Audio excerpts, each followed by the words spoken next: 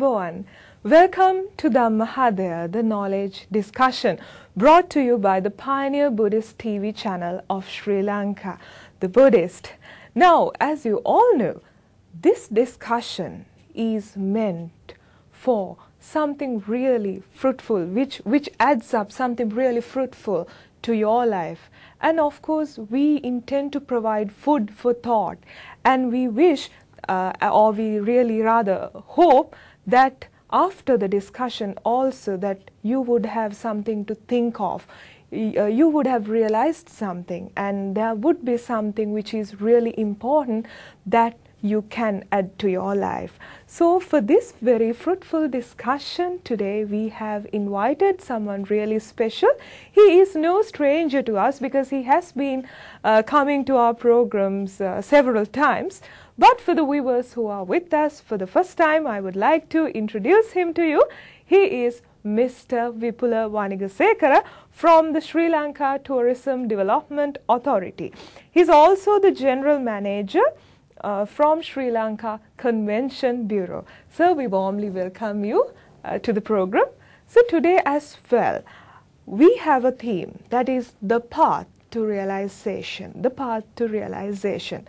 So sir, as Buddhists, we all walk in this path to, at least most of us try to walk towards this goal, Nibbana, as good Buddhists. But if you consider the Buddhists in the society, they are up to all sorts of practices, all sorts of religious practices. So do you think that the people who practice Buddhism in all sorts of ways, maybe rituals or maybe meditation or sila, dana, sila, bhavana, and all sorts of ways, do you think that they know, or do you think they have some sort of idea whether they are in the correct track or not? Right. Now, in the first place, we have to accept the fact that that all of us are born into a country, in a country which practices Buddhism. And it appears that something has brought all of us together in this environment where Buddhism flourishes as a philosophy. So that it is appropriate to say that we are in a way lucky to have been born in this country and to have been associating Buddhism one way or another. And of course, we have been able to gain some knowledge in school, in the Dhampasala, and then the temples also have enabled us to improve our knowledge in Buddhism and the autobiography of the Buddha. So to that extent, we could say that in this sansaric sojourn, we have been lucky, and some karmic force has brought us to this situation where we could pursue or continue with this understanding of Buddhism, and what the Buddhism is showing us as nirvana, and we could continue with that journey. But having said that, it is very necessary, because Buddha himself said that believe nothing unless something meets with your own reasoning. So yes. In other words, what the Buddha said was that this is a discovery that you yourself have to make.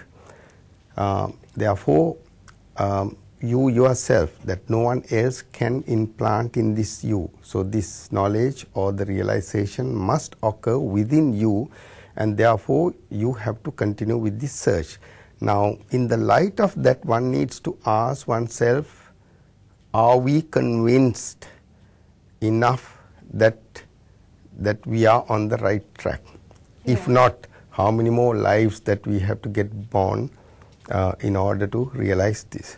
So this is very important, because when the self-realization itself tells you, yes, you are in the right track, then I think the fear will fade away gradually, because otherwise you have to continue to go with this suffering as we go on in this sansaric journey. Yes. So therefore it is very necessary that that you continue with this self-inquiry in spite of what you learn in Buddhism as a knowledge gathering exercise, but finally what matters is the self-realization, you yourself realize.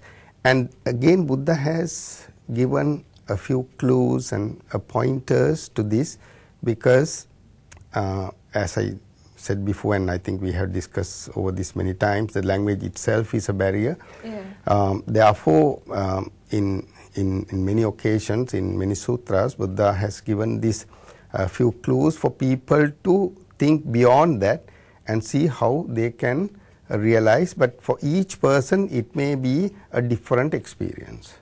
Definitely. So, sir, now, as you said, like self-realization is really important, because among us and within the society there are people, of course, people who have realized the danger of being in samsara, and once they realize that, okay, how many times we have to be born again and who knows where.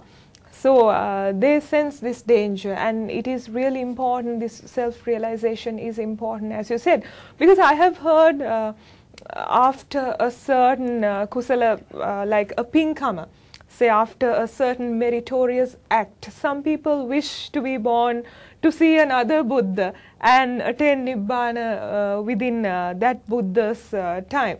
So, so because of that, as you said, self-realization is important, because there are some who fear the samsara and they fear of just being born once or twice or many times.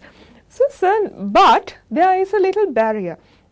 Now people think, right, most of us think that though we should put a full stop to samsara, though we should put a full stop to this cycle of births and deaths, and though we should attain Nibbana, people tend to think that it is really difficult, because good things are usually not easily obtained. So what is your opinion? Is it really difficult as they think? There are several reasons why people think that attaining Nibbana is a difficult task, if not impossible. And one is that if you take Abhidhamma, for instance, and it is a complete and comprehensive analysis of the body and mind, and it's Chitta Chaitasika Rupa Nirvana, and it goes on and on with the analysis. And when you look at it and you think this is a tedious exercise to learn all these things, to have an understanding. Then if you look at Sutra Pitaka, there are thousands and thousands of sutras. I suppose there are over 20,000 sutras. And there again people think, do I have to learn all these things to reach the realization finally? Because and then if you look at Buddha's lifespan itself, where he went in search of the truth, and then he had to renunciate, he had to leave all that and give up everything.